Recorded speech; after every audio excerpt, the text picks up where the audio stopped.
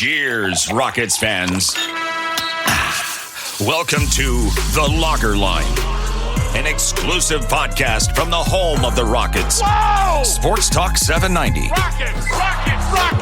The Locker Line is proudly served to you by Carbox Clutch City Lager. It is good! Oh, yeah? Red Nation, get ready. Get ready. The Locker Line starts now. Welcome aboard.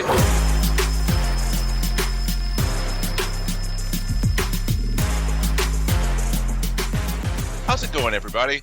Thanks for tuning in to a post-draft edition of The Lager Line, brought to you by Clutch City Lager of Carbach Brewing. As always, I'm your host, Ben Dubose, editor of USA Today's Rockets Wire, also a contributor to Sports Talk 790, the official flagship radio station of the Rockets in Houston. Today, on this Friday, immediately following the Thursday night draft, I'm joined by Michael Scotto, national NBA writer for HoopsHype. Michael, thanks for taking the time. How are you? I imagine you're pretty exhausted today. Ben, it's always a pleasure to chat with you. Sources say I did take a little bit of a nap this afternoon. It has been a grueling week. There have been nights of maybe a range of 4 to 7 hours of sleep a night, certain days, depending on what was going on. But a slight, exhaling and breath of fresh air this weekend as we get ready for free agency a week away as of this recording, brother. Yeah, it's interesting because the next few days is sort of the calm between the two storms, if you will, because everything, it's not just draft day, but the rumors the 2 days prior to the draft. Then on the weekend, it's relatively calm. You have teams introducing their new draftees, any players they acquired. And then, of course, you get ready, though, as you start next week, getting towards the June 30th official opening of free agency negotiations. We're going to talk about free agency and potential angles to the Rockets in this podcast, but I'm going to start with the draft because, again, that's less than 24 hours old. It's on everyone's minds. And, of course, in Houston, it was a big shock because everyone's mock drafts for the past month, including yours, because I know you do the aggregate mock draft for HoopsHype, had Jabari Smith at 1 and Paolo Banchero at 3. And then the final 18 or so hours for the draft, you had the crazy odds flip in terms of Banchero becoming the favorite. Woj pushed back on that in the morning, which made Jabari the favorite again. And then all of a sudden, 15, 20 minutes before the draft, it comes out that, hey, Banchero is in serious consideration, and ultimately he is the pick for the Magic, and Jabari ends up falling to the Rockets at 3 because the Thunder and Chet Holmgren were seen as a match all along. So, Michael, let's start with the Magic and Paolo. How surprised were you, and how surprised were the people that you talked to around the league that they pulled this late curveball on everybody? Well, Ben, I think you hit the nail on the head here. A late curveball for sure in some ways. So as I had wrote earlier this morning for HoopsHype, and talking with people around Paolo Banchero and his camp, they did not know that he was going to be the pick until a couple of minutes into Orlando's selection on the clock. What was interesting to me is the level of secrecy that the Orlando Magic took on this journey here to make the number 1 selection. Normally, you bring in a guy, you bring him in for a workout. That never happened with Paolo Banchero.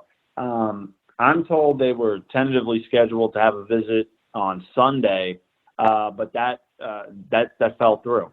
And at that point, did they think, based on talent, based on his production at Duke, he could be the number 1 pick? Yeah, but they were not led to believe that because they figured at the time, why not bring us in then?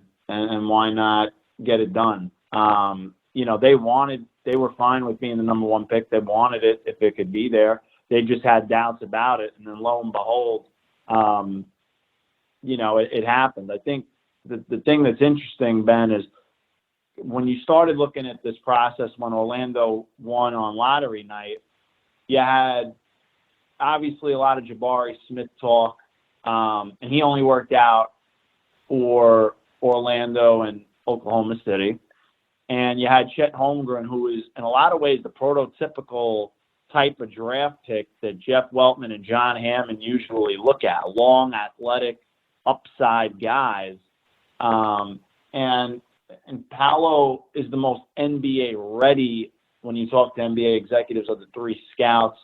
A bit more of a playmaker and a guy that can fill it up and has an NBA body now ready to go.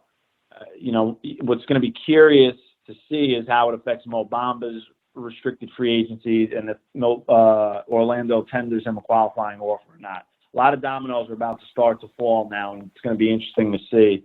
Last thing on Paolo, becomes the first Italian to go first overall since Andrea Bargnani. Hopefully for Paolo, it'll turn out a little better than it did for Bargnani. Yeah, for sure. I keep thinking about Paolo in Orlando and Jabari in Houston, and the more I look at it, I wonder if certainly the process to get to draft night was very bizarre, but at least from a roster fit standpoint in the short term, it might be better for both of them. Because when you compare Jabari and Paolo, Jabari is definitely better when it comes to shooting, defensive versatility. Where Paolo has the edge is with his playmaking and his shot creation. And you could argue that when you look at Houston and Orlando, Houston already has an advantage when it comes to the roster and the ability to create shots. Jalen Green is someone that should become an elite scorer in the next couple of years, very good at shot creation. You see flashes of it from Alperen Şengün and Kevin Porter Jr. So Jabari, with that being his relative weakness early in his NBA career, he can focus on his strengths at this stage, that being, of course, the shooting, the defensive versatility, and the length, everything that he brings to the floor, high IQ as well. Whereas in Orlando, Cole Anthony, Jalen Suggs, nice players, but certainly not the upside of Jalen Green when it comes to shot creation and playmaking. So maybe Orlando needs a little bit more of the playmaking on offense than Houston does. And so that's why Jabari with his shooting and defense ends up going to Houston, and Orlando, which probably needs a tiny bit more in terms of offensive playmaking, maybe that's why they went for Banchero. Does that make sense to you? Yeah, I think you can make the case for sure on that. I think when you look at Jabari Smith's fit with Houston, at the end of the day, you can play both Jabari and Paolo at the four. Either way, they got a dynamic scorer alongside Jalen Green. I think Jabari's shooting is certainly going to help them spread the floor. And I think defensively, you can make the case that Jabari at this point is a better defender than Paolo Banchero. Jabari Smith can switch on pick and rolls. He's got length, athleticism. He can be a shot blocker. He's a decent rebounder for his size, and he's only going to get stronger. I think, for Houston, landing in the top three, they were set either way. You can get any one of these three guys, and they're all essentially considered in that same tier. It's a matter of preference. So I think if you're a Houston Rockets fan, you're surprised that it wasn't Paolo based on the projections and the way it was heading seemingly for, a long time. But no qualms here at all if you're a Rockets fan. When you look at the overall draft haul that the Rockets got last night, obviously Jabari Smith is a headliner, but then Tari Eason, versatile forward out of LSU, a big-time defensive difference maker, and then TyTy Washington, the guard out of Kentucky. Certainly, in terms of X's and O's, the thing that really stands out is, especially with Jabari and Eason, they're both very good, very versatile defensively, and the Rockets were dead last in the NBA in defense last year. So clearly that type of length and athleticism, that should help them a lot. At least when we talk about 2 or 3 years. I know rookies in year one are not usually good defensively, so we'll see how much of an impact it has in the extreme short term. But you can see they wanted to address defense. And the other thing that I think that stands out really in all three of those picks is value. With Jabari, we talked about it. Most people thought he would go number 1. With Eason at 17, there were very big questions as to whether he would be on the board there. Some people had him as a late lottery pick.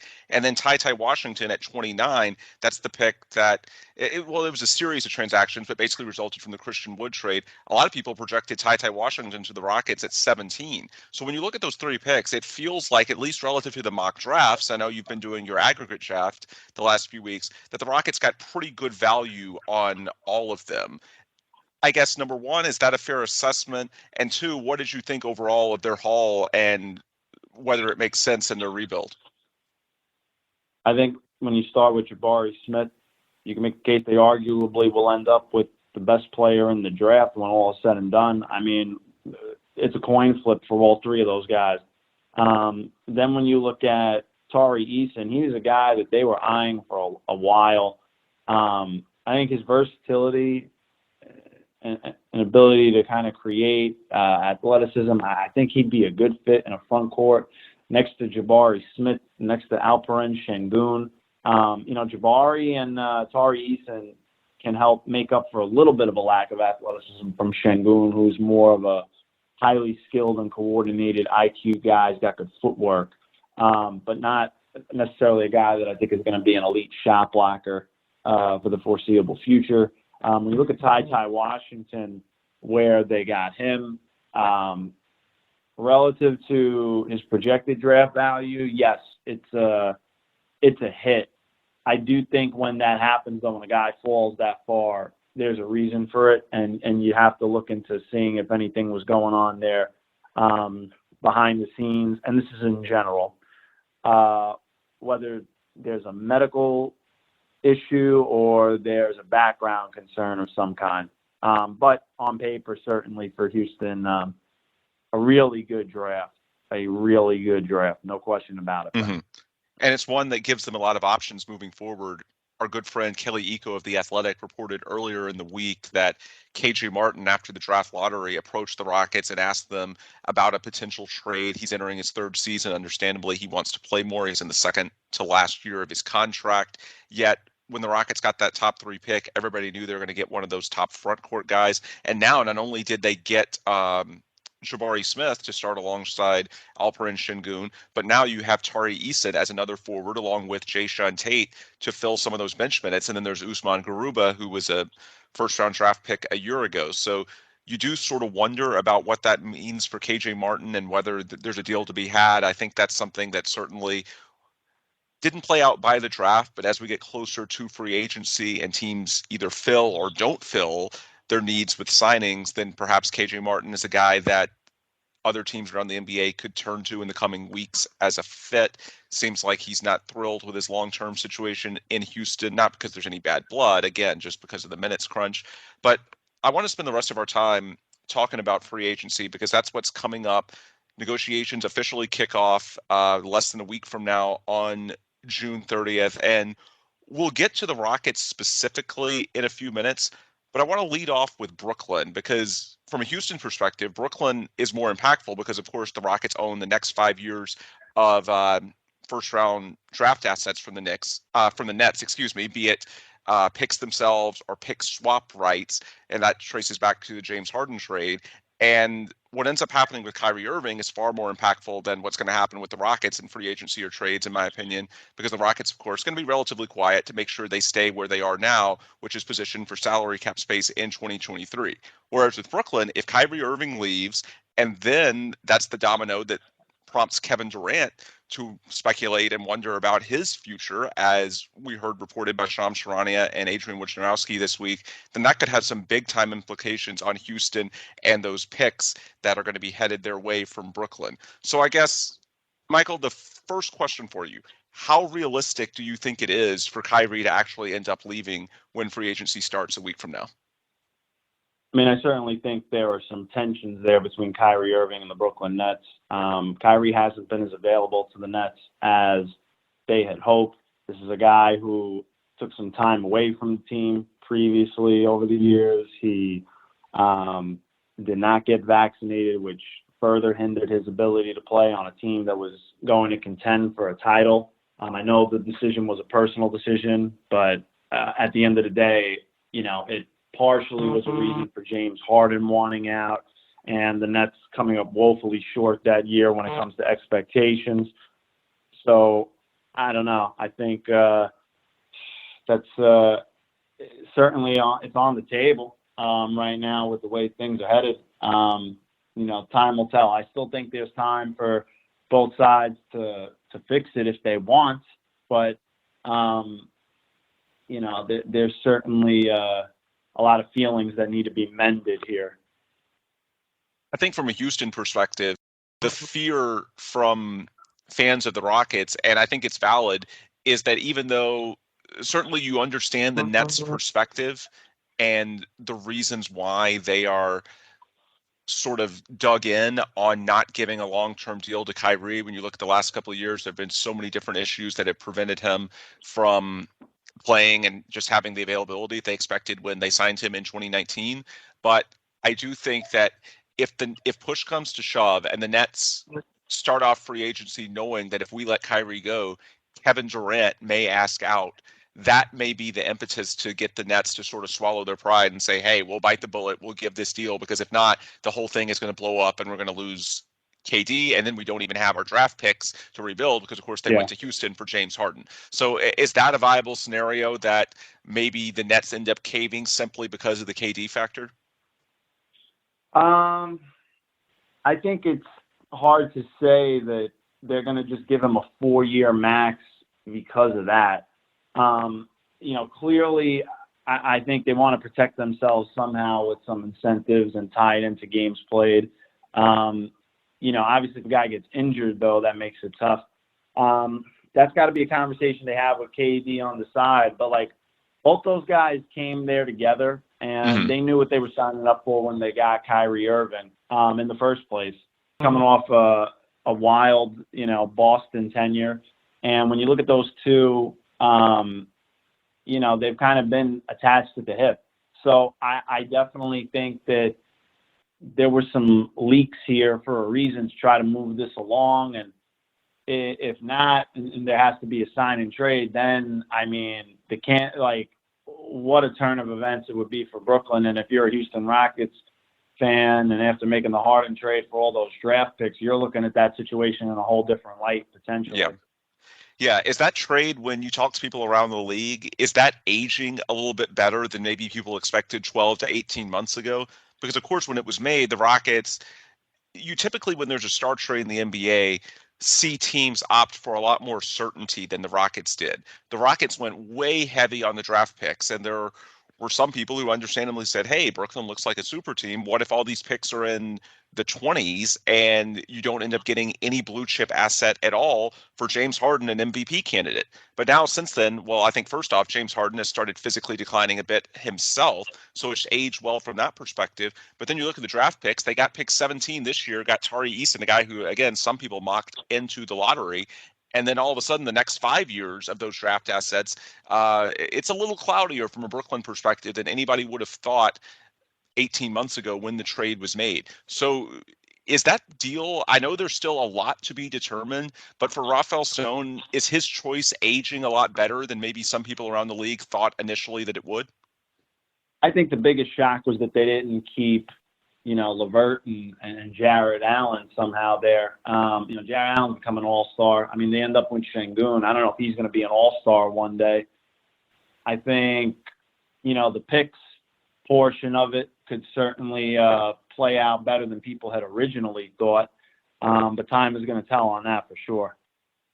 Yeah, absolutely. And of course, the bet with LeVert and Jared Allen, it's not they didn't want the players, it's just the contractual fit of those guys and the times that they would be due for that deal. A big part of everything from Houston's perspective is keeping the books relatively clean for the 2023 offseason. And I believe right now they could have up to $70 million or so in cap room, which is pretty phenomenal if they can get there. Of course, who they can give it to is a different subject, but I think that's what hangs over the Rockets franchise overall. I think it drove some of the decision making with LeVert and Allen, and it's going to also drive some things that happen or don't happen in this free agency period, because the Rockets aren't going to want to significantly cloud their books when it comes to the 2023 offseason. Not saying that they wouldn't give a contract longer than a year, but I think you would want to feel pretty good if you're Rafael Stone that would have positive trade value and that you could offload it if need be.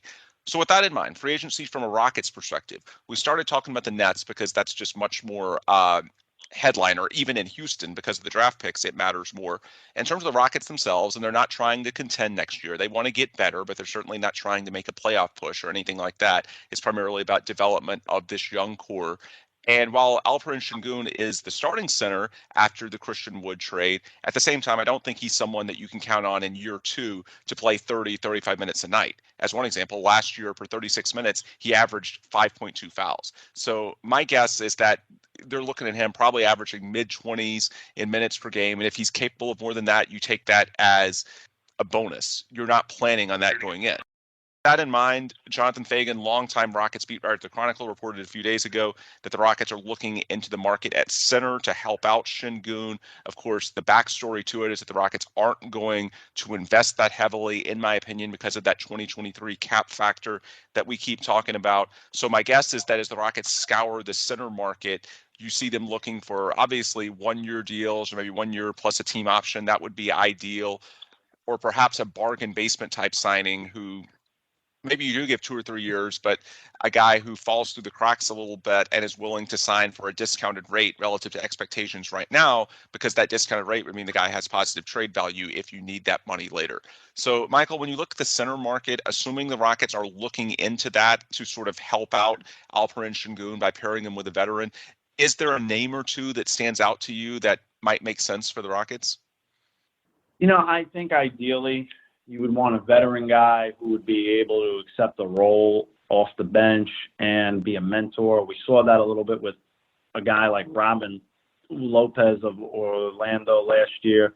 I think he'd be a name if he's willing to be in a rebuilding situation that could be worthwhile for them. But it's tough to really find those guys, to really find like the Ed Davises of the world, for example, the way like Ed was in Cleveland with Jared Allen, and a guy that's just willing to really be a backup and a mentor. I think it might be a little harder for them to kind of figure that out, given that a lot of the centers on this market are trying to play, and some young guys like, I know they've been linked a little bit to Nicholas Claxton. I thought that was interesting because Nicholas Claxton, heading into restricted free agency potentially with the Brooklyn Nets, is a guy that you're going to have to overpay to, try to get him. Yeah, that's the difficulty that I have with the Claxton scenario, is that because he's restricted and young, you would have to get him on a deal that's not positive trade value. So my guess is that it's a name in that veteran tier, like a Robin Lopez, JaVale McGee, someone like that, that makes more sense than the Claxton tier. It sounds like we're sort of in alignment on that, right? Yeah, I would think so. I mean, I don't know. With Nick Claxton, again, I think like you would have to overpay this guy, or you're going to give like a full mid-level exception, or would you, for other teams out there, try to go more than that a little bit. If you're trying to go with Şengün, I feel like that's kind of a little bit of conflict, I think. Yeah, it's a fair concern. Let's talk about the Rockets veterans, because certainly the markets for guys like John Wall, Eric Gordon that don't really fit in this rebuild. Obviously, John Wall doesn't, because the Rockets sat him down all last season. And of course, that's tied to free agency, because those guys are going to be options for teams that are looking in the free agent market. They're going to be working on parallel paths. You could trade for a guy like Gordon or perhaps sign John Wall as a buyout, and you have to weigh the advantages of that versus a guy you can get in free agency. So I think their markets are going to take shape in the coming days as well. With Gordon, Brian Windhorst reported earlier this week that Phoenix and Philadelphia were showing interest. Keith Pompey, I believe Philadelphia Inquirer, reported on draft night that the Sixers were looking in to Gordon as well. Of course, since then, they ended up making a trade for DeAnthony Melton, so we have to wait and see if Gordon would still have a place there. I want to start with Wall, because you've reported on that the last couple of months. I believe you reported it pretty much as soon as last season ended that Wall was expected to opt in, which makes perfect financial sense, to the last year of his max contract. And then if the Rockets and Wall can't find a trade, to push for a buyout.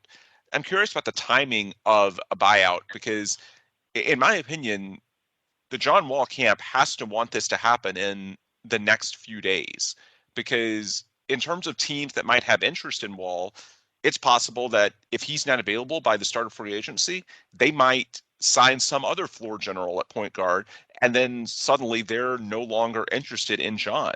So at least as I can see it, it makes sense for Wall to want a buyout by free agency. Does that make sense to you? And have you heard anything as far as the potential timing of a Wall buyout? Yeah, I mean, as you and I talked about, John Wall absolutely was going to opt in, and he did, as reported. And then it was that, Clutch Sports was going to give Houston an opportunity to find a trade for Wall. The draft has passed now, and then you're heading into free agency. I don't see a path for a trade for him. I think ultimately they're going to work towards a buyout agreement.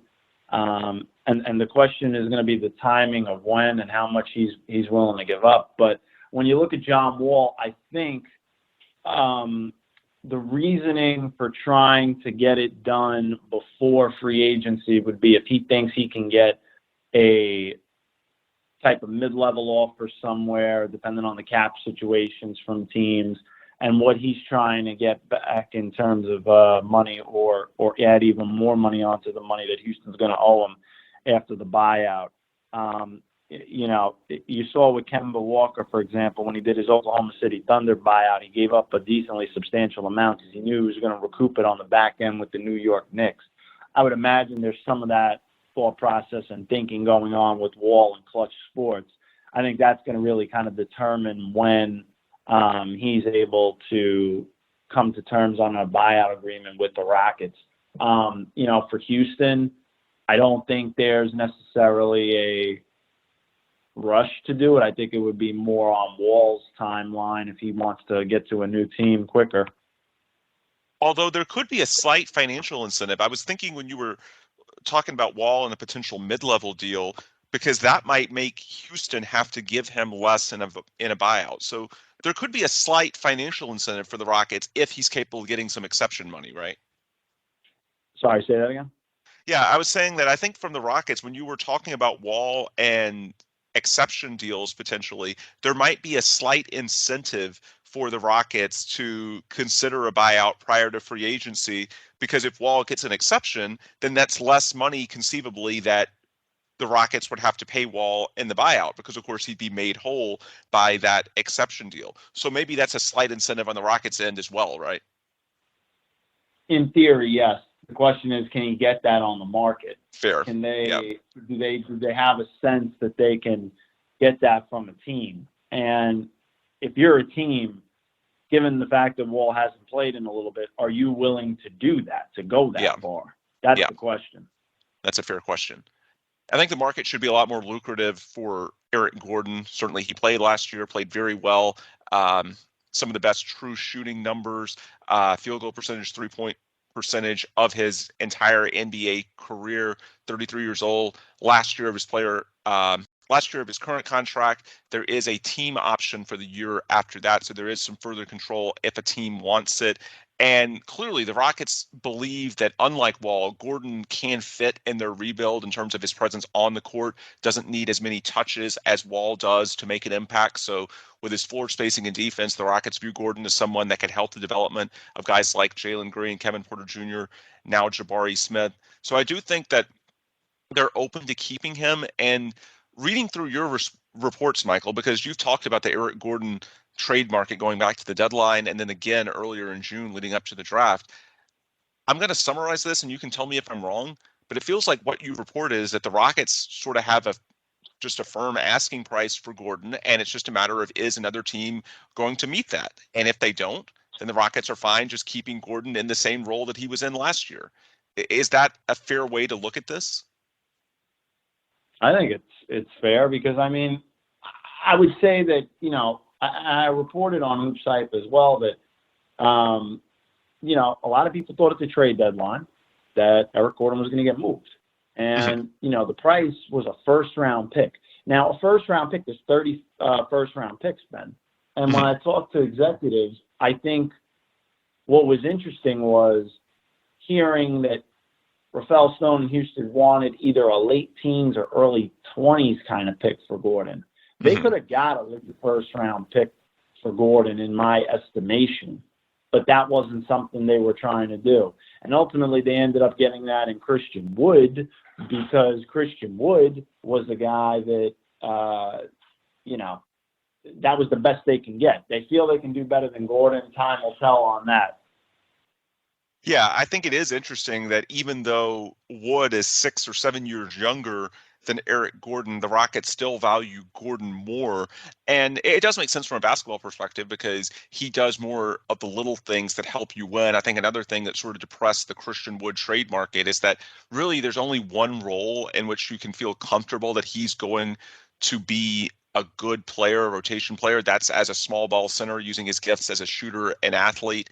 And the center market right now is quite oversaturated in the NBA. There's just so many of them, as opposed to if you're a wing like Gordon and you can defend well, you can shoot well, there's just way more options in terms of how you can fit into a contender's rotation, and also for that matter, how you can fit with the Rockets, because you can always use more shooting, more defense. And I think that's the way the Rockets look at Gordon, as opposed to Christian Wood. Yeah, in a way he is blocking Alperen Şengün, or was blocking, I should say, because there's only one way that you know for a fact that you can play him. They did try at times to play Wood and Şengün together last year, but it was mixed at best, and I don't think anyone was really optimistic about that long term. So I think that just makes Gordon's market, even though he's older, a bit better. Of course, he's got a more diverse game in general, but also just how he can be a puzzle piece. There's more ways that he can fit in than there was with Wood. So with that in mind, I want to ask you about the value the Rockets got in the Wood trade. Now that the series of transactions is complete, the Mavs could not make that deal official for Christian Wood until after the draft because of the Stepien rule. So they had to wait until after the pick was made to trade it. And the Rockets ended up looping in Minnesota, trading back 3 spots for a first rounder originally from Memphis. Then it was to Minnesota. Now it's Minnesota to Houston. Minnesota moved up for Wendell Moore and for moving back for TyTy Washington. The Rockets picked up a couple of future second round picks from Minnesota in 2025 and 2027. So ultimately, when you consider that the 4 guys that Houston got from Dallas, Boban, Sterling Brown, Marquise Chris, Trey Burke, those were all salary filler. Their deals are up after next season. And maybe they keep around Boban as a veteran mentor, but none of those guys are going to play significant rotation minutes. It was about the pick. That was the primary asset. And so now the bottom line is, through this complicated web of transactions, you've moved Christian Wood and you've brought in TyTy Washington and a couple of future second round picks. Is that a fair deal for Christian Wood? Did they do reasonably well when you consider the limitations to his value? Ben, I think when you look at the package that the Houston Rockets got for Christian Wood, some people on Rockets Twitter or NBA Twitter were wondering, well, could they have gotten more? And I don't think so, quite frankly, Ben. And I say this because Christian Wood has been on a number of teams in the NBA before he kind of broke out briefly with the Pistons and then with the Houston Rockets. I think this is going to be a pivotal year in his career, because now Christian Wood's on a contender and people want to see if he can put up substantial numbers or noteworthy numbers, even if his role is diminished a little bit, on a playoff type team. I don't think they could have done better, Ben. Truthfully, I don't. I think they took the best offer that was available.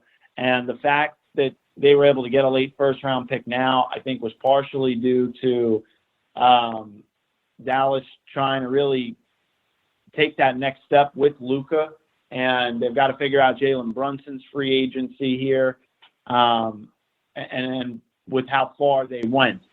I think they realized they needed more to get to the next level, and I give them credit for not just sitting on the team that they have and actually trying to improve it and get better. It's a 1-year deal for Wood. You should get the best out of him. No player is more motivated for success than when they're in a contract year. And for Houston, I think they did the right thing there. I think that's the difference in a way between Wood and Gordon. I don't think they felt they could have got better than a late first for Christian Wood at this stage of the game and his trade value. For Eric Gordon, I was a little surprised they didn't move him at the deadline, given how healthy he was, and there was always a chance he would get hurt. He struggled with that in the past. and I didn't know if his value was going to get higher. It seemed like Rafael Stone figured, he could still be a good mentor and role player on the Rockets. But now, looking ahead, can he, referring to Eric Gordon, can his trade value change that much this summer after anything, towards the end of the season or going into the start of this year if they retain him before the deadline? I personally don't really see it changing much. The only way that his value changes, Ben, is if a team is desperate and has an injury and the outside circumstances change. I think Eric Gordon's value is what it is. I think he could have got a first-round pick maybe later on, but I think they're holding out for a little bit more. Beauty's in the eye of the beholder, my friend. Absolutely. And another part of it, we should point out the two teams, according to ESPN's Brian Windhorst, that were in the Gordon market this week, we'll have to see if anything comes of it, were Phoenix and Philadelphia. And maybe that's the type of situations both the Suns and the Sixers left the playoffs a lot earlier than they were hoping or expecting to do. So maybe that makes them a bit more desperate now than they were 4 months ago in February. Time will tell. I think Gordon's market will come into focus the next few days because certainly he's going to be viewed as an alternative for a lot of teams relative to whoever's out there on the free agent market. They just have to weigh the two. And then, Michael, a quick question before we let you go, a follow-up on the Christian Wood. Your point about Christian not having put up the numbers in the context of a contender is interesting. I think it also explains why Gordon has a higher market because even though he's older, Gordon clearly has been a valuable role player on NBA contenders. You just have to look back at the Rockets teams from 2017 through 2019 or even 2020 for that matter. Gordon was a very good player, especially in the playoffs, whereas Wood has not proven what his role would be and how that fits within the confines of a team that is actively trying and able to win. And so one of the things that Rockets fans wonder, I've heard, is if the Rockets had tried to trade him last summer, would that have been better in terms of his market relative to the trade deadline this year or what just happened prior to the draft? But it sounds like from what you're saying, honestly, even if they tried to trade him a year ago, the questions would have still been there in terms of how he fits in with a contender. And so it may not have made that much of a difference, right? I just think ultimately, like, his value was what it was, and the only concern I have where it can decline if you're a Rockets fan is if he gets hurt. I mean, that's been the biggest knock on his career. He's a great two-way guy, two-way player, I should say. He's a great two-way player on both sides of the ball. Sorry, to clarify, I meant Christian Wood's value a year ago in terms of. Oh, I'm sorry. Yeah, a lot of Rockets fans wonder. But again, back then, the same questions about can he do it in a winning environment were still there. I don't think when it comes to Christian Wood, I think his value ultimately ballpark the same, to be honest with you, Ben, because as we touched on, I think the questions remained with him. And if he could fit on a contending team, I mean, look, put it this way, they weren't getting those offers. They weren't getting that offer from Wood. And I think, again, as I touched on, the circumstances around the league changed. Dallas's circumstances changed, where they felt it was worth it now to do it.